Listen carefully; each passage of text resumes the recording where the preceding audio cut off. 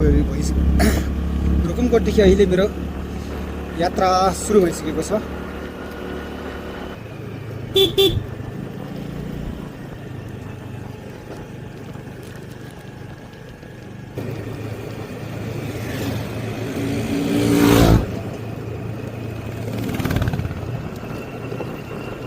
Mini बसैमा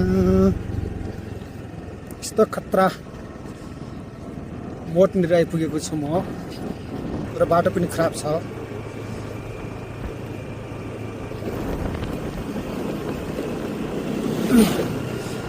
आजको मेरो यात्रा म आफैले कन्फ्युज जस्तो भइरहेको छ।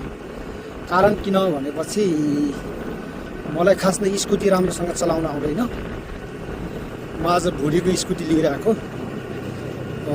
मेरो अब तेल महँगो भइसक्यो नि त साथीहरू, होइन? तेल महँगो भइसकेपछि चाहिँ हामीहरूले चाहिँ अब तेलको जुगाड गर्नको लागि चाहिँ हामीले सबैभन्दा तेल कम खान्छ नि त स्कुटीले। लगभग मेरो बाइक चाहिँ यहाँ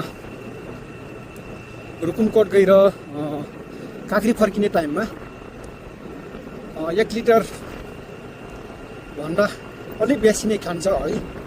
माइलेज खास दिन्न साथीहरू। ऊ चाहिँ ठुलो बाइक हो, त्यही भएर चाहिँ एउटा 1 लिटरले अप डाउन हुन्छ नि त। त्यही भएर चाहिँ मैले चाहिँ यो बाइक बुढीको स्कुटी लिएर आएको। तर मलाई खास नै राम्रोसँग चलाउन आउँदैन, त्यही भएर कन्फ्युज जस्तो लाग्छ।